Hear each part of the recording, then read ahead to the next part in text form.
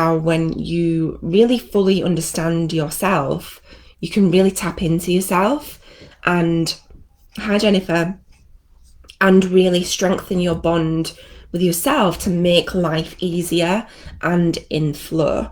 So I have got a bit of a cough, so I do apologise if I start. There we go, right on cue. If I start, but I'll try my best. I've got a nice vitamin C cup of tea here, so hopefully that'll help. So quite often what we see, and what I've experienced myself, is that we tend to look outside of ourselves for validation. We tend to try and fill ourselves up from things outside of ourselves. And if you're not new around here, you'll have heard me say this before, how we tend to search for things outside of ourselves to try and fill ourselves up and validate who we are and why we are. And this can be like an example of this is social media engagement, right? So getting likes and engagement on social media. Another example of this is online shopping, right? Buying yourself something, or even just shopping in general, and to try and fill some kind of empty need that you have, excuse me, inside. And when we fully understand ourselves and tap into ourselves within, what we find is that them needs and desires tend to be less emotionally driven, and we can really truly tap into ourselves and understand who we are and why we are.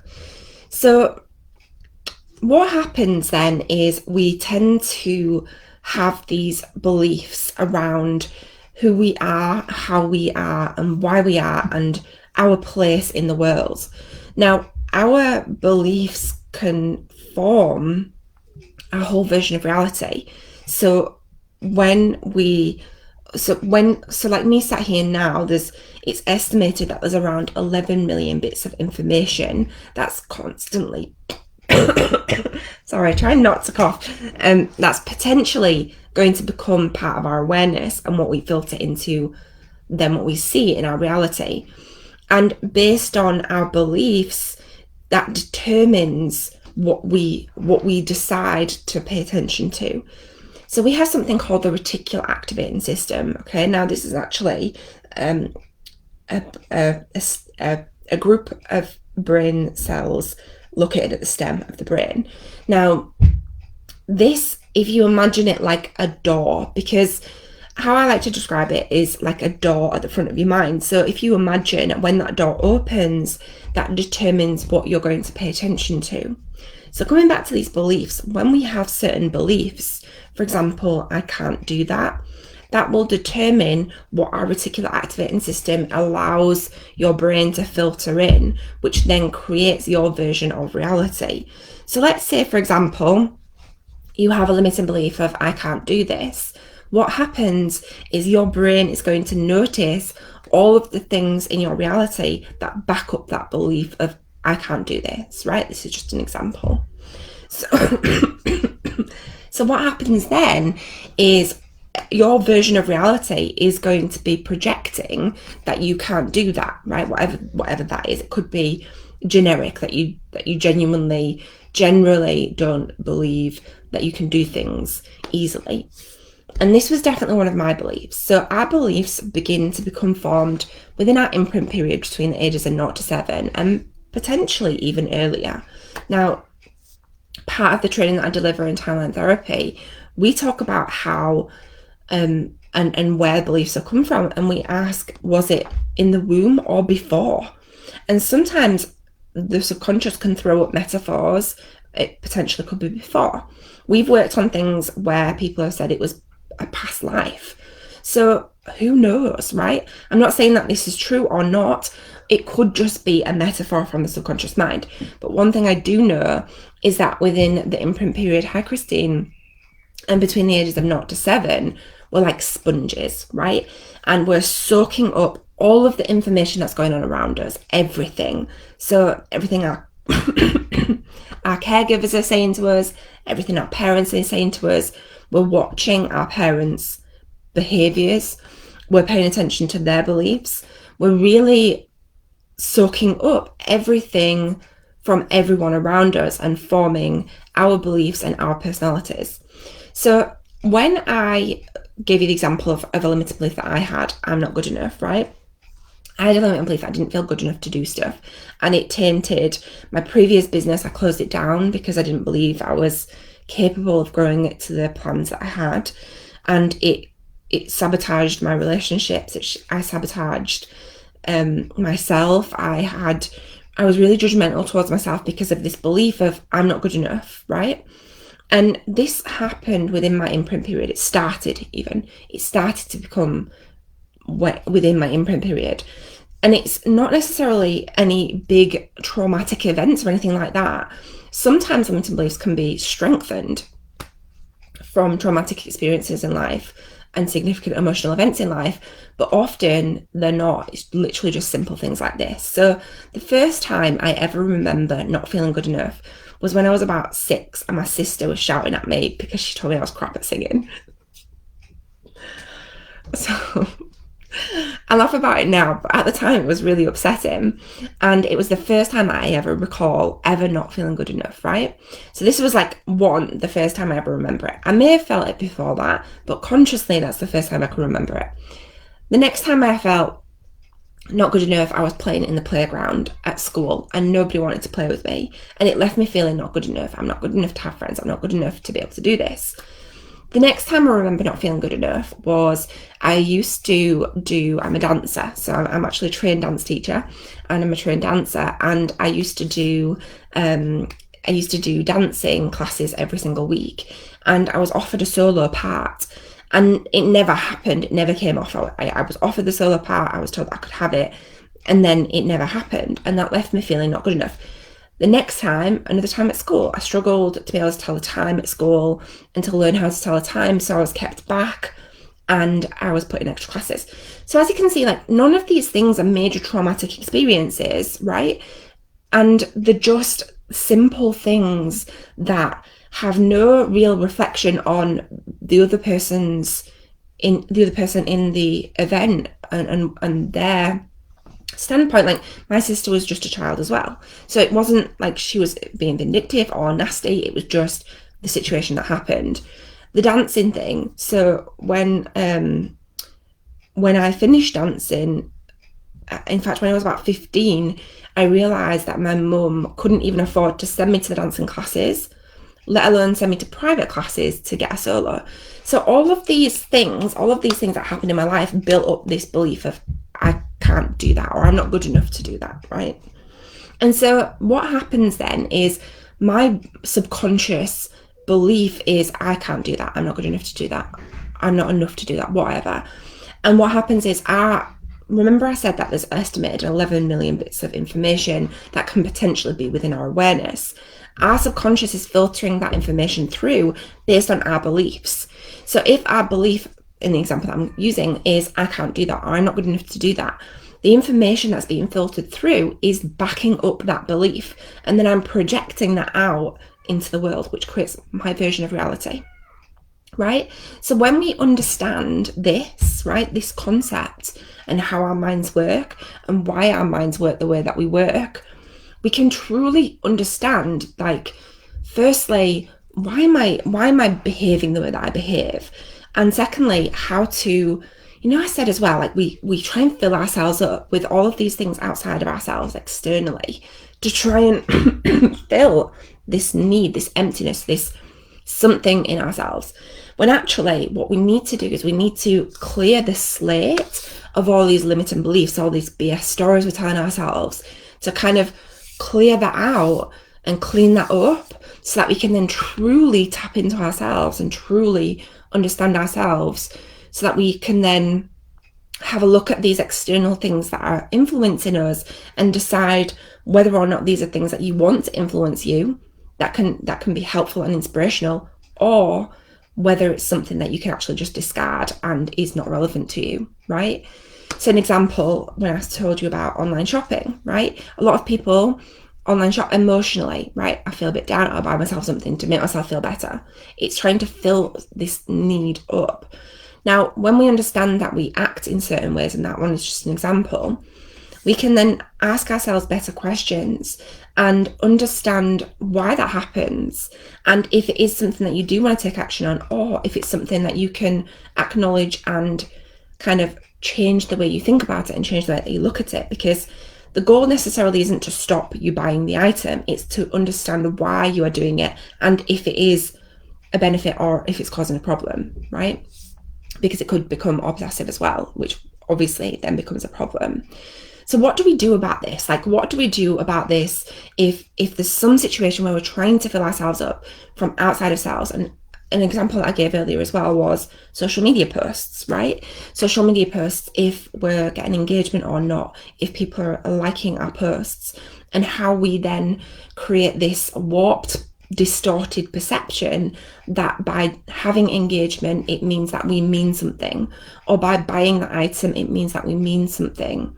The goal is to clear this slate. Well, firstly, understand how our minds work and why we think the way we think, and then clear that slate so that we can what's the word I'm looking for? Have a different point of view from these situations. So there are loads of different things that I teach within my neuro-linguistic programming training, and there are loads of different ways that we can understand what the root cause of these problems are. So that can help us to have a different viewpoint on it and understand why it's happening and understand why we operate the way we operate in the first place. But there's one thing that I want to talk to you about that is really actionable and that you can use straight away, and that'll really help. My NLP practitioner course is a 3-month minimum course. So obviously I can't teach you that content now, but there is part of what I teach within that small snippet that can really help you. Business and personal coach on Instagram said, I've studied so much. It's quite a long one second. I've studied so much in epigenetics and neuroscience, and how upbringing has a major impact on development. It's astonishing how we actually believe our parents and grandparents believe completely. We're like sponges within that imprint period, especially. And as I said, like, who knows, it potentially can be started, it potentially may be formed before then.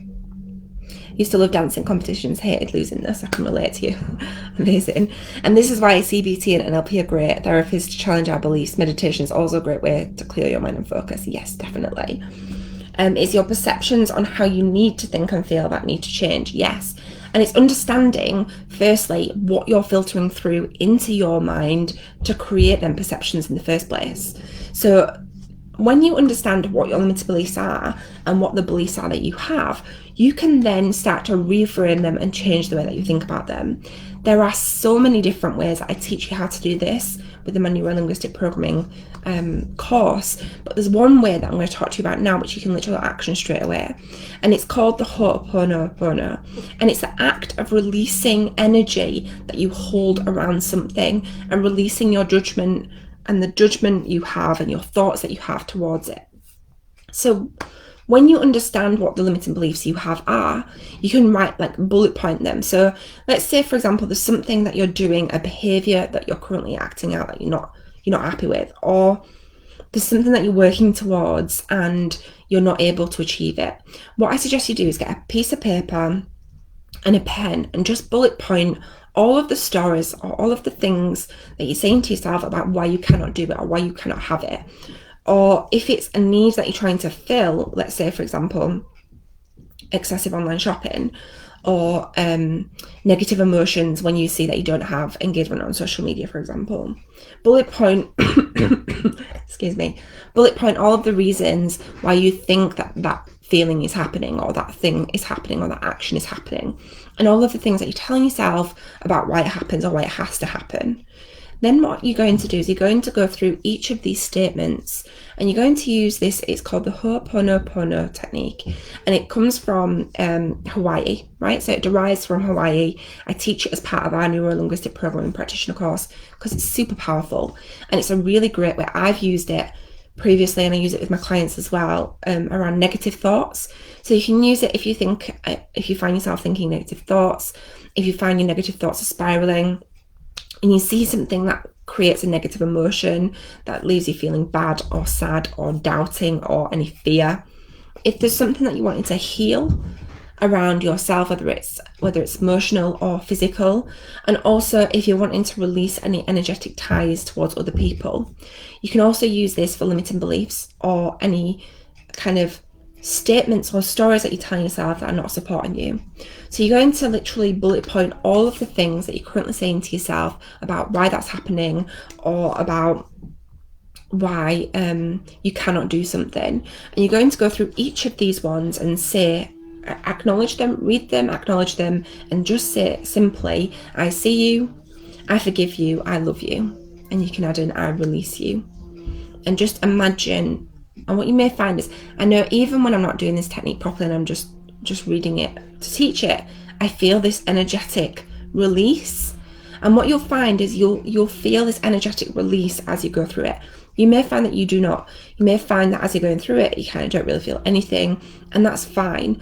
The act of doing it itself subconsciously will allow that energy to release and help you to reframe the way that you're thinking towards things, to help you be able to either action something that you may not have been actioning, or stop something that you may have been doing, or anything that may be like an unconscious behavior. Okay, so let me know if this has been helpful.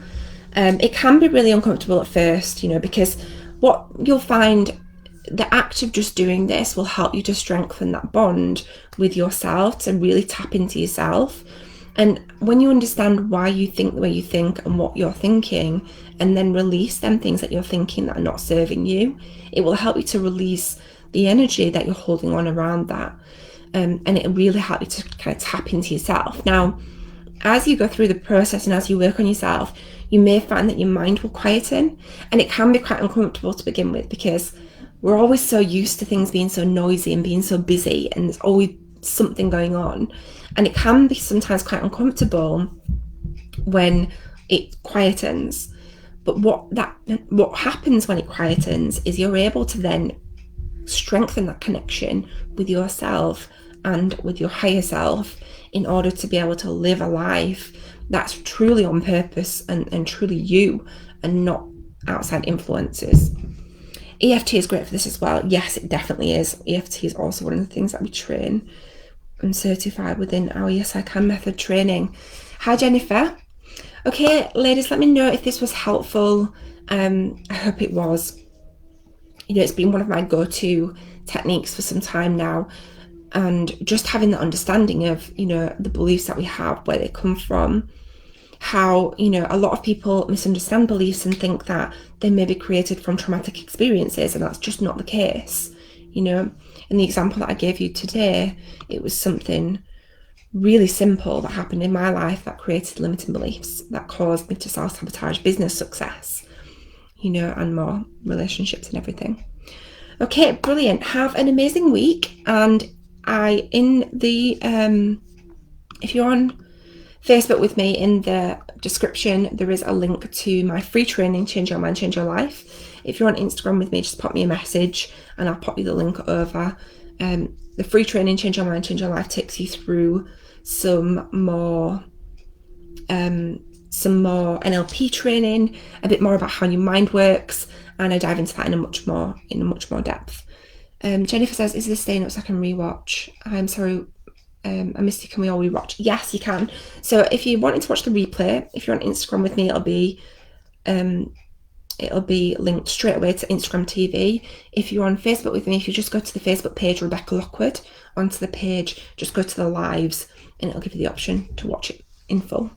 It also gets added to the podcast as well. So the team this week will add it to the podcast. The podcast is available on iTunes and Spotify and where else? iHeartRadio, and on the website as well. Okay, have an amazing week, and I'll catch up with you all. I'll be live again the same time next week.